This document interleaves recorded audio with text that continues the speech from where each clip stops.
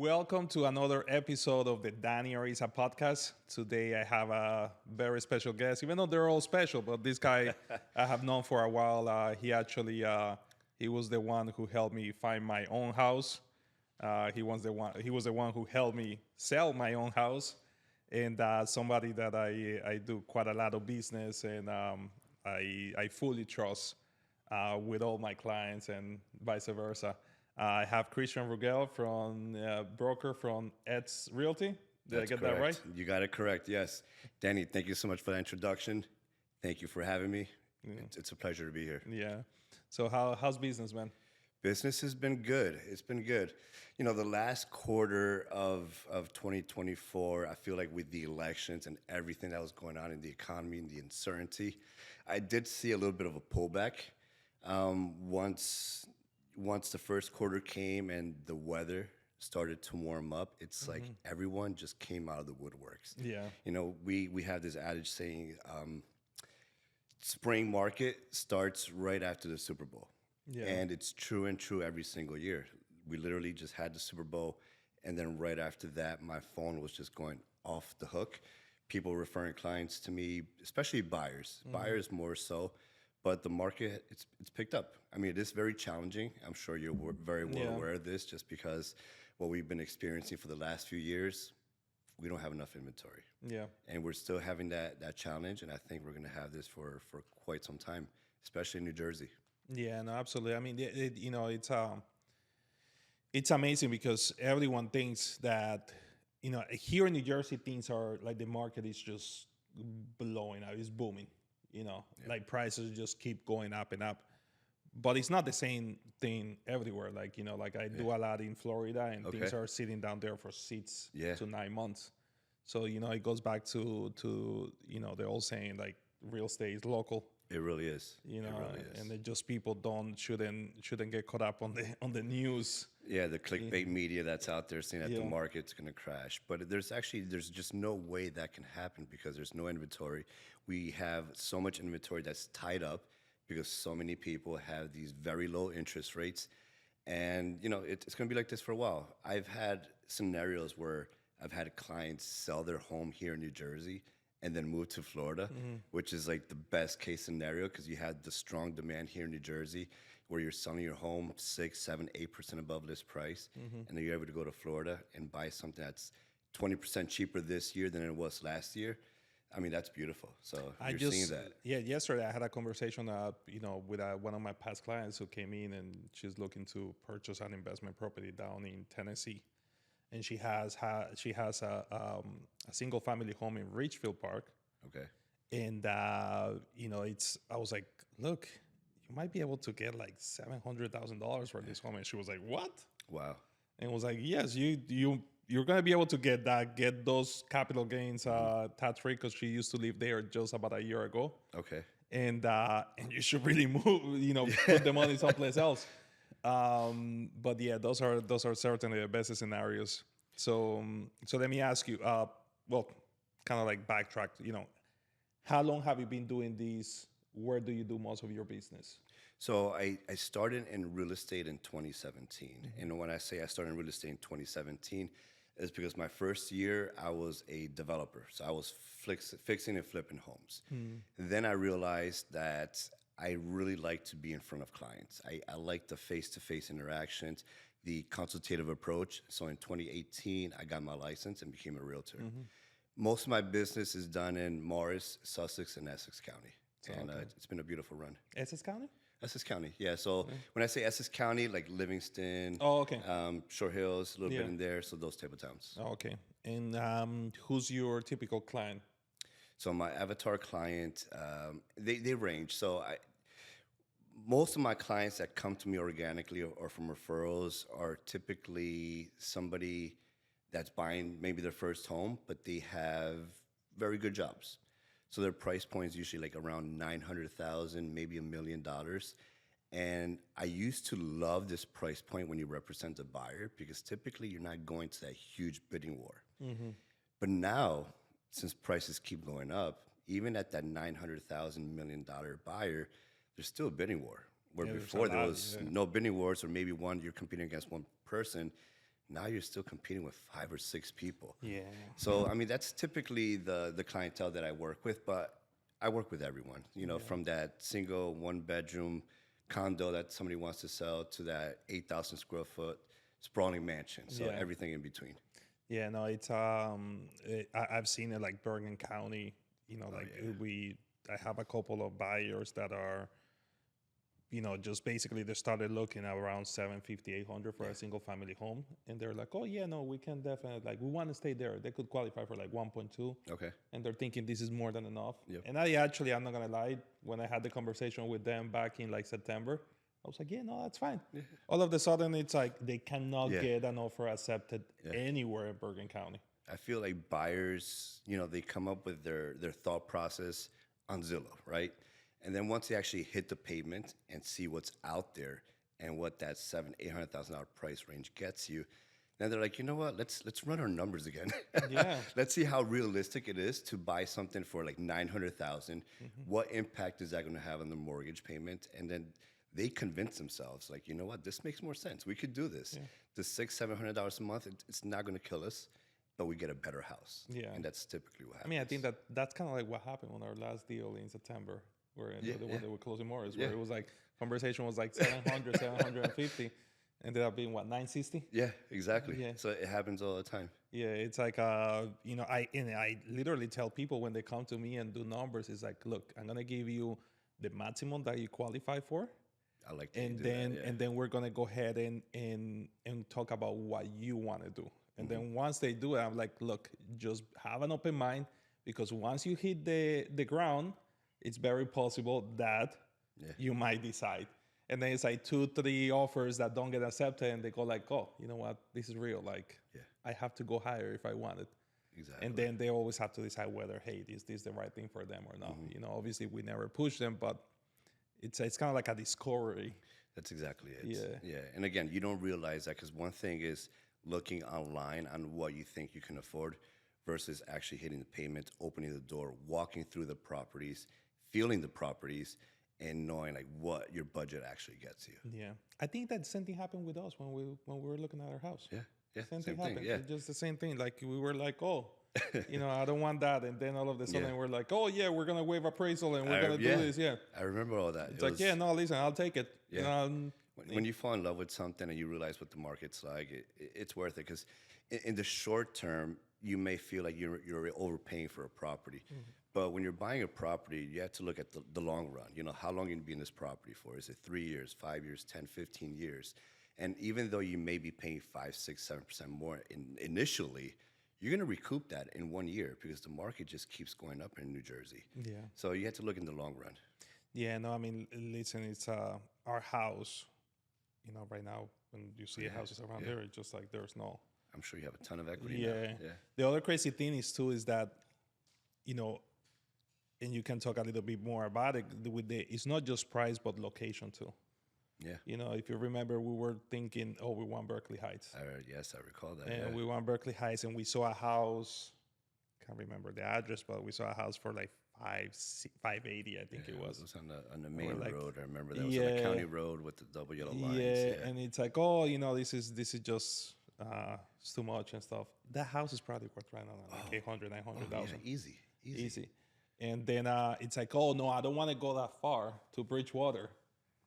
And we went that far to Bridgewater, and I tell you, I'm not moving from Bridgewater. I love it. I'm sure you do. Yeah, and that's what it is. Because even because I just purchased a home 3 years ago, it seems like not long ago, and we had our mindset on one specific town. And then we realized, you know what, we need to expand our footprint, because it's not going to happen, or if it does, it might take a year. And what's going to happen in prices within a year? They're going to keep going up.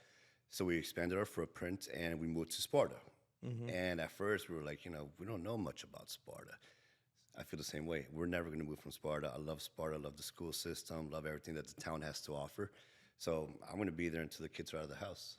Yeah, no, it's listen. Once you get used to it, one place. I mean, it's hard to just not to pick up and move. It really is. Yeah. So how's that market in Sparta around there? So Sparta market. And if you can just say where Sparta is in New Jersey, because So Sparta is the first town in Sussex County, so it's northwest in New Jersey. And the Sparta market, I do like it because there's demand, but it's not an insane amount of demand. So whenever I do have a client that says, hey, we're looking to move to Sparta, I'm like, perfect. I know there's not going to be 8, 9 offers. You're just going to compete with 1, 2, or 3 offers maximum. So, the market's moving there. Sparta is a unique town. It has a lot to offer, a nice little downtown area. But most of the towns are like small developments, most of the homes there.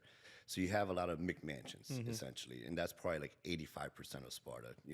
Certain developments, and they're all little McMansion neighborhoods where they're all 3,000 to 5,000 square feet. And, it's a good town, but there's not a huge bidding wars, which is nice. And then the homes, when I'm the listing agent, they sell. Yeah. And that's important as well. Yeah. So what is your, what makes you unique when it comes to helping a buyer? When helping a buyer, so just to kind of give you a little background, and you and I actually share a very similar background. We're former colleagues in financial service industry. So I do have a finance background, and I'm able to use that and help clients. And obviously, when we work together, you're the lender, I'm the realtor, but I'm able to piggyback on what you're talking about with finances. I'm able to assist the client, whether they're thinking about putting 5% down versus 20% down, what that looks like. Sometimes they talk about taking funds out of an IRA or a 401k. So I could have those in-depth financial conversations with them.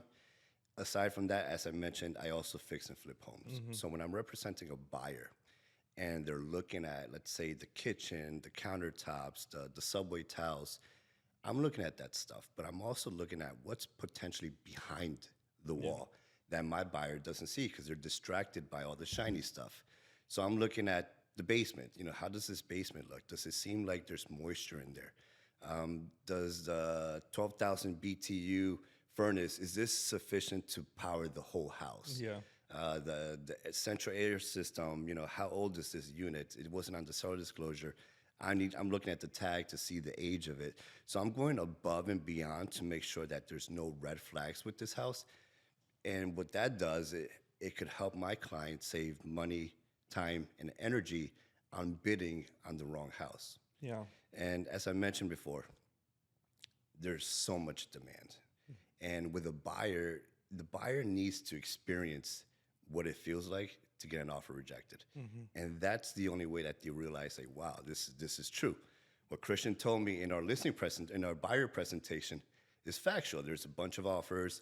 I educate my clients to let them know what to expect. This is the expectation, because if a home is listed for $800,000 and you said you want to be in this particular neighborhood, in this particular town, I want to tell you homes in this area on average sell for 6.2% above list price. Or if you want a home that's completely renovated, my data is telling me that these homes completely renovated sell for 11% above list price. So I'm able to give them all those facts and those data beforehand. But once they experience it, they're like, oh, yeah, this is true. So those are some of the things that I bring to the table. And then again, it's, I pride myself on my network. You really, as a realtor, you have to network with other agents. And the reason is because we're all colleagues. We're under different umbrellas, different brokerages, but at the end of the day, we're all bound and tied by NAR, National Association of Realtors. So we're all colleagues in a sense. And I negotiate everything I can and pry everything I can from the listing agent to find out, where do we need to be? Like, hey, I know you listed at $800,000. How many offers do you have? Is there any offer that's cash that's really going to blow us out of the water? Or where do we need to be so that we can work together and get to the closing table together? So I go the extra mile to make sure that our offer does get us out. And I have to say that's huge, because look, especially when it comes to a house that's going to have a lot of offers, having a lender and having an agent that have a good reputation is going to make a huge difference. Exactly. Because we had situations where there's higher offers in cash, but maybe the difference is not huge, and people will go ahead and take our offer just because they know, like, hey, I know that person, he's gonna come through. Yeah, absolutely. It's there's always, because let's face it, like, even when they say cash, doesn't mean that it's gonna close. Exactly. You know, I've had that. people can come back and you know, basically do what's it called, a bait and switch or I've seen it firsthand as a listing agent a few times. At least typically what they do is they remove the mortgage contingency, but they end up closing with the mortgage anyhow. I mean, it's fine because they did remove the contingency, but it happens more often than we think. And like you said, you know, the reputation matters. So when I'm preparing my offer package and they know who I am, and then they see the pre-approval from you, Danilo, along with the company that you're powered by, it makes a huge difference. yeah, no, it's people want to know that, hey, this person has done it before. Yeah. 17% of offers don't get to the closing table. Yeah. So the more we can close that gap and tell them, like, we're going to do everything in our power to get it to the closing table, it makes a huge difference. Yeah, it's there's so much that goes into a mortgage. There's so much that goes into a house itself. Yeah. You know, actually, because I just had a deal fall through because of issues in the house. Like, what are the biggest things that somebody should be looking for when they buy a house during the inspection? Because I mean, listen. I know you have that developer, you know, that the mindset of you're able to, you know, about how things work in the house. Because let's face it, not too many people know. Yeah. At least I don't know. Yeah. I suck at that stuff, so I don't give a bias that much. So honestly, it's really, you know, the cosmetics, don't worry about the cosmetics. And that's where most buyers' eyes go. And I can understand, you know, if a house has a pink bathroom or red carpeting, it doesn't look attractive. But those are things that you can update and upgrade. The main things in the home that you want to look out for, number one, is the floor plan. Does the floor plan fit you and your family? And is it going to fit you today? Is it going to fit you for as long as you want to be in this house? We're always going to look at the mechanicals. Now, if a furnace is older, you know, I'm going to let you know, like a furnace like this in a house like this, it's going to cost you X dollar amount. Can you keep this in your budget for the next few years to account for that potentially? The things that are more like non-negotiables are, you know, maybe an in-ground oil tank, because that could be a huge, huge problem. I'm sure you've heard of horror stories at some point. Maybe if, you know, foundation issues, can things be repaired? Yes. But even if they are repaired, you know, can this problem happen again in 5-10 years from now? So those are like, you know, structural, environmental, things like that. Mold, again, that could be repaired, but these are taboo words in real estate. And if you have small children, you know, these are things to look out for, because if the problem was there today, you know, even though it's repaired and fixed, it can come back. So those are things to look out for. You know, it's we just had the deal that fell through was because of the sewer line. Okay. So, and you know, a lot of people, you know, as soon as I'm one who tells people, look, just make sure that you think about the big stuff. Anytime they come in and say, oh yeah, there's an issue with the sewer line, I'm like, ugh. And you know what's ironic? That just started becoming popular to inspect like the last 3 years or so. Yeah. Before, nobody did that. If it's what they would do, if there's a septic, you obviously inspect a septic 100% of the time. But the sewer lines, that's just become more popular. And now it's a standard with every home inspection to do the sewer line. Because, I mean, it can be extremely expensive. Absolutely. Extremely expensive. I've seen people that, you know, they have to pay $30,000 depending on how it is, you know, because I mean, literally you have to break through the whole thing. And, you know, imagine you put a driveway over the sewer line or something, or pavers. Now that's a really expensive job. Yeah. I mean, I don't know if you remember my driveway, but I actually just redid the whole thing. Okay. And then you have a beautiful U-shaped driveway. Yeah, I took out the trees and put pavers in the front, put pavers around the like, it's beautiful now. I can imagine. And then the city comes back in. They're replacing all the gas lines. Oh. They're literally like 2 months after I did it. And I had to get into this huge fight with them because I was like, no, you are not breaking. They're like, no, we'll go ahead and put it. But I'm like, yeah, you can replace it, but it's not going to look the same. You do the whole thing. Wow. So thank God, you know, like, you know, I guess the engineers or whatever, they were able to just go around the house, and they had to move a bunch of stuff, but they did it outside of my property and then just go around the back. Okay. And switch. Basically, they're switching the gas meter from the inside to the outside. I see. Okay. And they're putting it in the back? what they put in the back. Yeah. Wow. Okay. Yeah, because You're good. I was I was like, dude, I spent a ton of money there. Yeah. And I was like, this is not happening to me. Yeah. I'm so proud of my driveway because it's Yep. like every time I look at it, it's like brand new. Because it was bad when we bought it, and we knew we had to fix it. Yeah. But yeah, those are things that like you always have to think ahead. Absolutely. You always have to think ahead, and especially when it comes to cosmetics, I can tell you, like, we redid everything inside. Did you? Okay. You have to Yeah. invite me over one of these days. Yeah. So check it out. But it's but a lot of times, like, even if it's not, there's some things that were completely fine, but you want to do it to your liking. Exactly.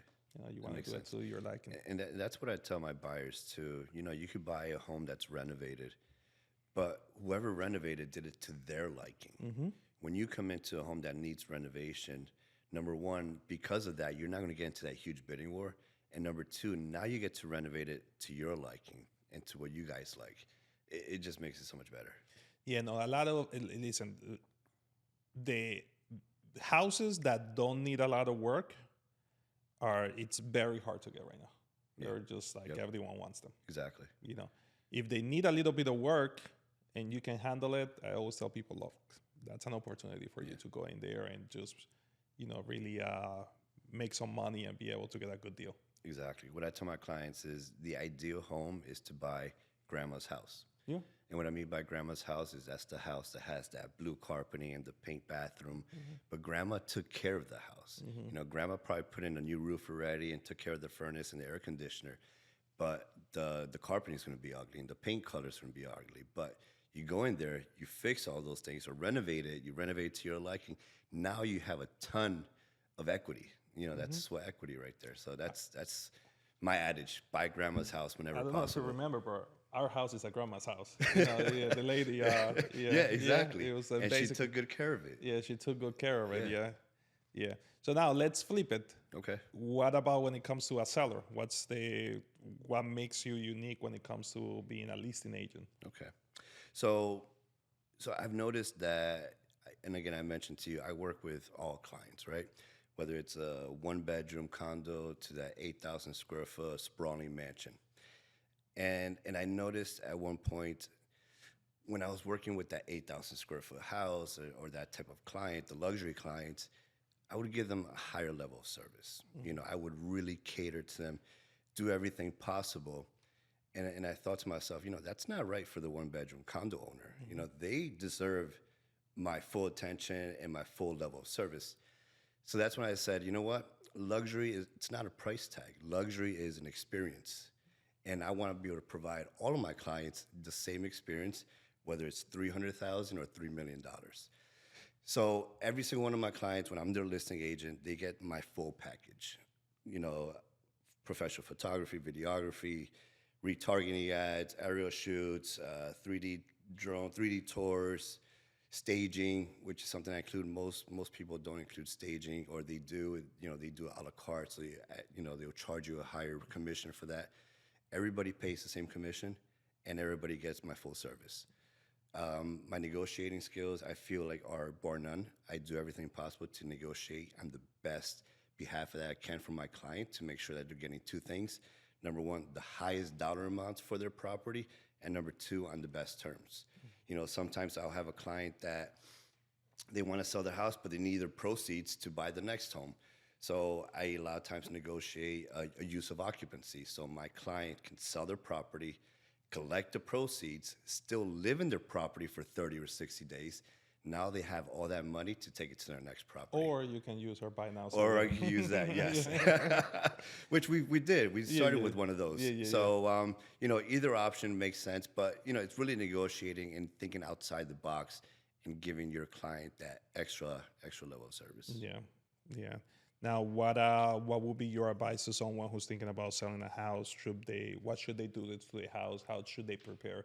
Because that's another thing. Like, a lot of people just think that selling a house, you just go ahead, put it in the market, and that's it. Yeah. And many people don't take the time to get ready for it. Just like the same thing with buying. Many people just don't. They feel like, I'm going to go ahead and wake up one day and decide to go buy a house, which it feels really good, Yeah, no, but absolutely. It's not the best thing to do. It's a little more work. It's not that easy. So with every client, I give them homework. essentially. And I have like a little to-do list that I give to my clients right before we put their house on the market. And it's essentially the three things that give the best return on investment. I could tell a seller to, hey, let's renovate this kitchen, put in some nice countertops, but from data showing that typically you're only getting like 85% return on your investment. So that's not a smart way to spend your dollars. But what does give you the best ROI is your curb appeal. Clean up the yard, do some landscape, and make sure everything looks good. The flowers are blooming, the mulch is down. I also tell them to declutter. You want to declutter your home. And you want to make it to the point where when a buyer walks into your house, what they think is this: does somebody live here or does somebody not live here? If you're able to put that in the buyer's mind, you've accomplished that goal. You want to remove as much furniture as you can, get rid of all the personal items, and then the last thing that also has the biggest ROI is paint the house. So if you could paint the house, maybe you have small children, they have some fingerprints on the walls, or you have some outdated colors, do a nice neutral tone throughout the house, and I can guarantee that's gonna really give you a much higher sale price. Yeah, because other times it's simply cleaning. It's basically just cleaning and just having a good smell, and you That's come in really and you feel like, oh, I can just move into this house. Absolutely, it makes a huge difference. It's which it's something sounds simple, but I mean it can be hard for a family. I get it, especially you have pets and children. It makes it a little bit harder, but it works. When I sold my home and we moved into the next home, fortunately, I was in a scenario where I didn't have to sell it in order to buy. So my goal was like, let's get the kids and the pets out of here, take half the furniture out, and make it look like where people come in and think, hey, does somebody live here or not? So what I recommend to my clients is exactly what I did. I removed the kids and all that and touched up the paint and made it look really good. Yeah, because painting, I mean, if you can paint white, that helps. Yeah, no, absolutely. You can just paint white, make it, that. Make it as easy as possible. And another way that I tried this method is because in 21, I flipped a home. And the only thing I did to this house, because it had red walls, green walls, orange walls, I painted all the walls one neutral tone, put it back on the market, cleaned it up, did the curb appeal, and I sold it for $50,000 more. Yeah. And that was my easiest fix and flip ever. And it really made the difference in knowing, like, hey, would I advise people? It's true. It actually works. Yeah. Yeah, no, I mean, listen, I've seen it around my neighborhood where a lot of people they'll come in and just, take down the trees, put out some nice landscaping, maybe just fix the roof, which that's a big one, but sometimes it's just like little things that immediately, and then, it goes back on the market for quite a lot. That's it, yeah. And it just, it's so, the appearance is so important when it comes to selling. Yeah. How's let's talk a little bit about your brokerage. Yeah. How's that going? So it's going well. I opened a brokerage in December of 2023, and my wife would always tell me, you should open up your own brokerage, and I would say, no, I just rather produce. I'd just rather produce. That's what I want to do. I love helping clients and having that consultative approach with them, and that's all I wanted to do. But then I realized many agents would call me and ask me for advice. Hey, Christian, I've got this going on. What do you think I should do? And I kept getting this very often, agents within my sphere. And the agents would always tell me the same thing. Christian, you should either become a coach or open your own brokerage. Become a coach or open your own brokerage. And I kept hearing the same thing one day after another. And I said, you know what? I think I saw the sign already, and the sign is this. So let me go ahead and open the brokerage. So I opened the brokerage in December of 2023. By design, I chose to have a slow start. And the reason was I wanted to perfect everything and get everything down to a science that I needed to, because the last thing I want is to have 20 agents and then they come for me for specific support and I'm not able to do that. So by design, I had a slow start. Now we're at the point where everything is perfected and it's running really well, where we have quite a few agents, and now we're looking to expand. How many agents do you have right now? So including myself, 5. 5, okay. And what will be the goal for this year? So for this year, 15 would be a goal. I have one agent onboarding next week. It's a little tough with agents because they have ongoing business. And in order for an agent to transfer over, they need to kind of close all their business and then transfer over. So I've had other agents that are ready to go, but then a deal comes and they want to, get that commission check. Yeah. So they put things on hold. But 15 would be an ideal number. Why should an agent go ahead and sign up and join X Realty? So X Realty, there's different agencies out there, different brokerages. And what you mostly see are the big box stores.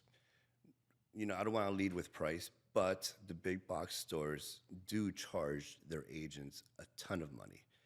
30%, 35% of their commission checks, sometimes even 40 or 50%. We at X Realty Corp, we're 100% brokerage. So we're able to provide you with all the support that you need, the training, the coaching that you need, and you keep 100% of your check, and you just give us a small transaction fee. So I feel like no broker owner should be able to dig that deep into your pocket because being a realtor is really hard. Yeah. You have to wear 100 hats, and you're out there grinding, and you're in the trenches every single day. What you're working for, you should be able to keep yourself. And then when you need that support, you should be able to call your broker or your manager and say, hey, I've got this scenario going on. What should I do? Mm-hmm. And that's what I'm able to provide. Yeah, because, listen, so many people just think that, you're just showing a house. Yeah. And I kind of have it on doors. I have it on my profile where it's like, let's tell people that being an agent is not just opening doors, No, it's really hard. You're wearing a lot of hats. You're a marketer. You're a counselor. You're a lawyer in a sense. You're wearing a lot of hats. There's so many things that you need to do. And being a realtor, you're not paid unless you're successful in that transaction. So you can work 2, 3, 4, 5 months and potentially never get a paycheck from that particular client if something goes wrong. And that's why you need to partner with a good lender because without the money, things are not going to close. Yeah. You're probably the most important hat wearer in the transaction because, without the money, it's not going to happen. Yeah. Listen, it's I don't want to kind of like praise myself or anything, but like a lot of people don't realize that everything really starts and ends with the lender because it's in a way, it's such a big part of the it's probably your biggest decision because that's going to decide whether it's going to be cheaper for you. It's going to decide whether they get it done. Yeah. And honestly, it's going to decide whether you have a stressful experience or not. Yeah, no, absolutely. And buying and selling, it is stressful. And then our job is to manage the stress, to make it as least stressful as possible and try to overcome any obstacle before it actually becomes an issue. So foreseeing any potential issues before they actually become it. Yeah, that's huge because you know what? There are so many things that you can actually know that they're coming. Yeah. The reality is that not everyone has a W-2 job with 20% down, with perfect credit score, and have a budget of $30 million. I know.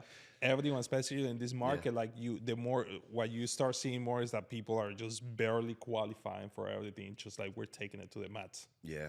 And so it's so important to be able to just sit down with the client and be like, okay, you know what can we do here?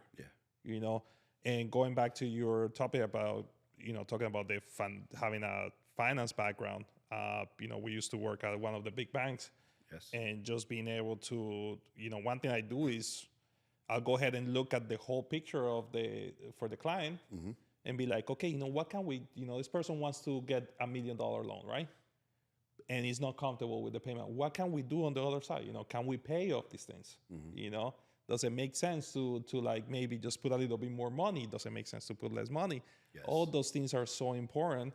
And it's always looking ahead. Looking ahead, and like you said, taking a holistic view of things, making sure that all the ducks line up, and taking from here, putting there, and just being strategic and coming up with a plan. And that's where our backgrounds from. We would do planning for our clients. Yeah, exactly. It's having the right team makes a huge difference. It absolutely does. Having the right team and having people that actually are willing and committed to making things happen. It's the most important thing, because we have, how many times have we have issues and we have to get on the phone and try to brainstorm and be like, okay, what can we do? Exactly. Yeah, and that's the beautiful part about having a developed team, because you know what I expect from you, and you know what you expect from me. So we make things work. I know, with the lawyer, the title company, the lender, the inspector, the realtor, we're all a team, and your team is, makes you as strong as you can be. And our job is to be able to convey to our clients, like, look, we have a team. We have a team set in place. We all know how we work with each other, and we all have certain expectations of each other. And our goal is to have our clients work with our team, because sometimes certain clients will say, you know what, my mother used this lender and I want to use this lender. And they're based out of, California and different rules, and they don't answer the phone after a certain time. So it's really working and believing that your realtor or your lender, whoever's the first point of contact, is able to align the team correctly, and that buyer uses that team. Yeah, you'll be surprised how many, I have two situations like that right now where they decided to get their own attorney. And, they look, this is not against attorneys, but this is just against like everyone. Like, we're basically 5 different small businesses working together. Exactly. And sometimes when people don't know each other, they have an ego and they want to be like the main guy. Yes. Even down to a notary, sometimes I feel like, like you have people that want to feel like, they want to feel important. And sometimes sometimes they will mess up the transaction.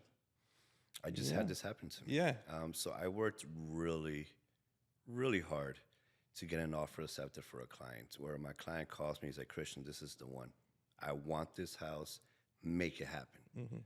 So I felt that pressure.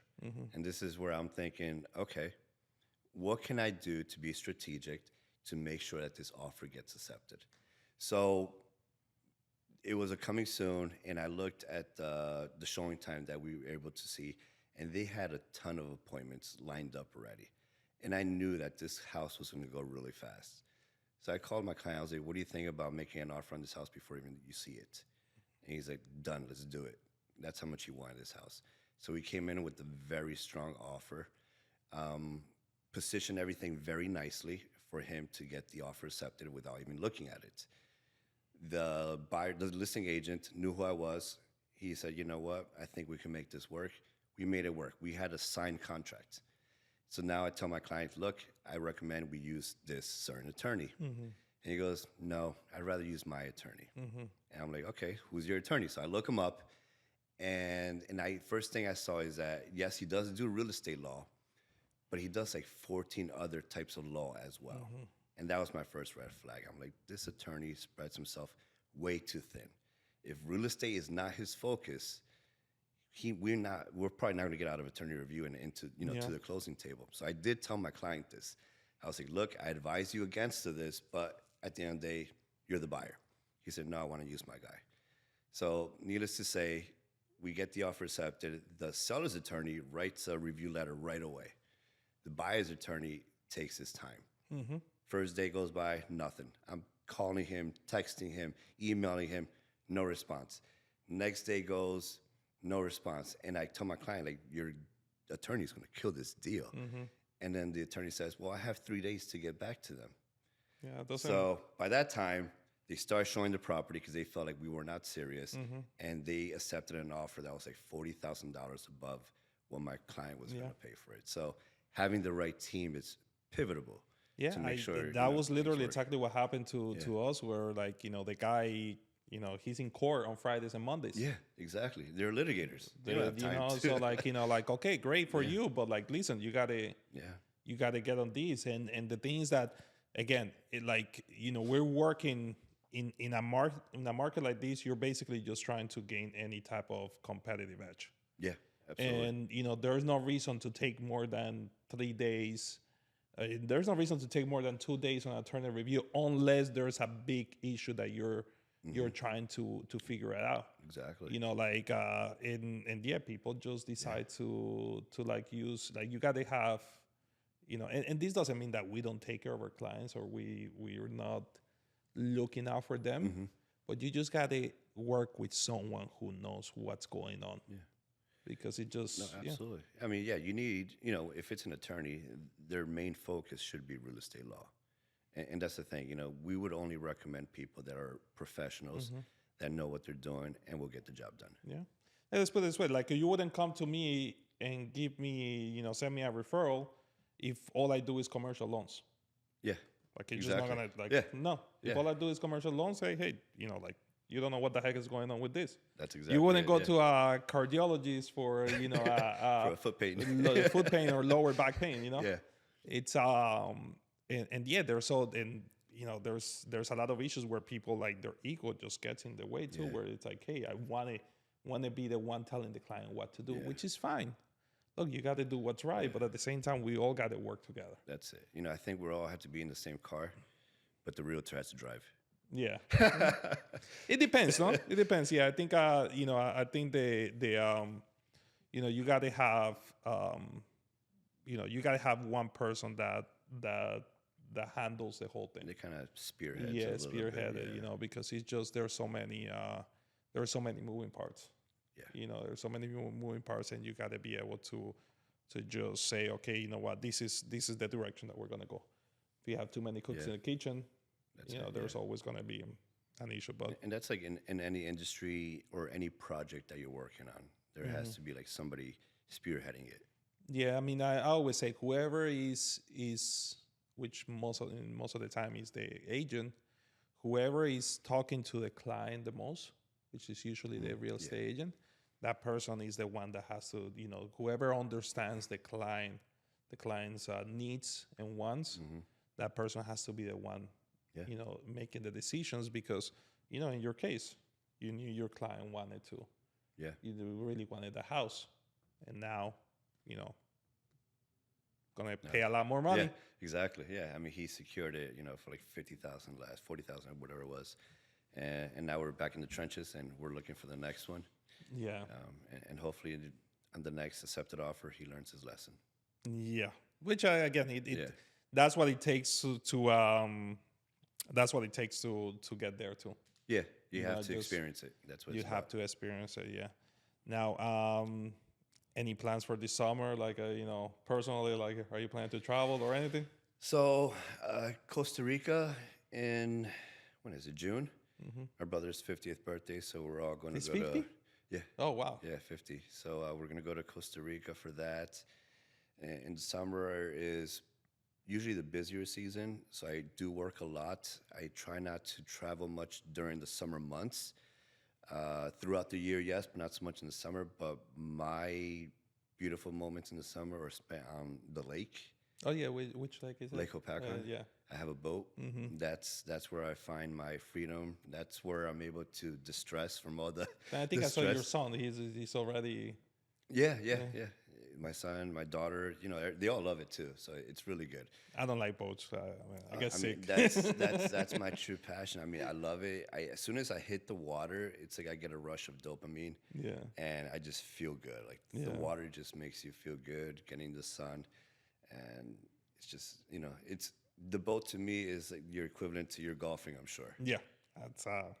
That's pretty much right. Like, so that's like if you're stressed out, you go out there. Yeah.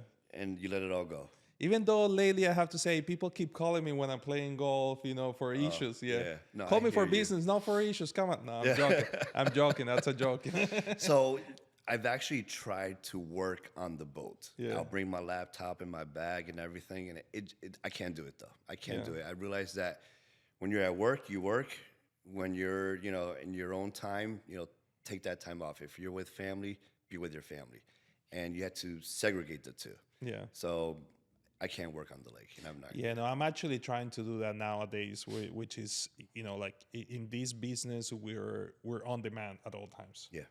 You know, and I've learned my lesson where it's like, okay, you know what, I'm gonna have to set up like time to like do pre-approvals, time to fix issues, for everything, because there's so much, like you could be pulled in so many directions, Absolutely. and kind of like everything's an emergency. Feels like everything's an emergency. I'm sure. Which I get it. I always tell people like, like I'm gonna do business as if I was you. I'm gonna do everything as if I was you. So I'm always gonna put myself in the buyer's shoes and be like, okay, this person is worried about their biggest purchase, so I take it seriously. Yeah. And but yeah, it's tough sometimes because you're like, a phone keeps on ringing, and it's like, you have to be able you have to to set boundaries. I think that's pivotal because at first I didn't do that. So like my first 2 years, didn't matter the time of the day or no matter what I was doing, I'm picking up the phone. It could be 10 p.m. I'm picking up the phone. I could be out at dinner with the family. I'm picking up the phone. And at some point, like around year 2, I had a moment where I was like, you know what? This is starting to consume me. And I recall working like 30 days straight. And it was a Sunday and my phone was going off. And I said, you know what? I just need to stop this. For the first time, I turned off my phone. I was like, I have nothing that's an emergency right now. I'm sure whoever it is, they can wait till the next day. I turned off my phone. Monday morning, I woke up, I was energized, ready to go, and I got back to wherever I needed to go back to. But I realized what I need to do is set hours. Like any business has hours of operation, and that's how I feel I should be as well. So I have my certain set of hours, and if it's beyond those hours, then I get back to my client the following day. Unless it's an emergency, like you said. And there are certain emergencies where, I will talk to a client at 10:30 at night because there is something that's very important. Maybe the closing is supposed to happen on Friday, now it's not. And the moving truck is going to be there the day before, and they're giving them the keys to their apartment. That's an emergency. So scenarios like that, I'm going to answer the phone. No, and you know what? The one thing I realize is that if you're trying to always be working, if you're always like picking up the phone at like doing things at whatever time, if you're reactive, you actually don't do a good job, because you're basically like, you're being pulled into so many different things that your mind is not focused on that one specific issue at hand. So it's so important to just basically say, okay, you know what, this is the time that I'm going to be working on issues, because it's a disservice. Like, like I remember so many times where I'm like, I'm at dinner and people will call me and they ask me a very important question. Like, seriously, like I'm probably not going to be 100% because I got my kids screaming. That makes sense. I got my kids screaming. So it's it's a tough lesson that you only learn once you get busy. Like even if I'm home and my phone goes off, I go into my home office and take the call there because I can't be with distractions. And when I do speak to a client, I want to be able to give them my full attention. So I will lock myself in my office real quick to take that phone call, sit down at my desk, open up my laptop, and be able to cater to them. It's not the same when you're at a restaurant at 7 p.m. to answer the phone. That's best where you just send them a text message and say, hey, I'll get back to you. What would be, what would be your advice to someone thinking about getting into real estate? Think twice. No, no, it's a phenomenal career. And what I love about it is, number one, it allows you to be the CEO of your own career. You're your own boss. Take that how you want to take that, right? Because some people do need structure and somebody telling them what to do. So you need to be self-disciplined. You need to be self-motivated. And I mean, that's fine. So shit. Okay, hold on. Let me think. You were the first one. So you have to be, self-disciplined, right? And the beautiful part about it is that you have the flexibility to work when you want to work. You're probably going to work more than 40 hours, or more than likely you will work more than 40 hours. But the satisfaction that you get when you help a buyer buy their first home, or the satisfaction that you get when you help a seller realize their goals and get them out of their forever home so they can move into their retirement home. There's no better feeling than that. So if it's something that you like to help people, wow, getting a good income, yeah, absolutely, do it. Cool, man. Well, listen, I appreciate your time here. It was nice to be able to connect. I feel like we're always working and never had a chance to actually have a conversation. And so it was nice to do that. And look forward to a great 2025. Look forward to you growing your team. You're doing great things. I mean, I can attest that, you're one of the few people that I always trust when I have a client that, I mean, all my clients really. But, I honestly, I work with a small group of agents because of the main reason is that, hey, we want to be able to send somebody who came to me and they expect a high level of service. And it's like, okay, here's the person to do that. So thanks a lot, man, and look forward, bro. Danny, I appreciate that. Thank you. Proud, man.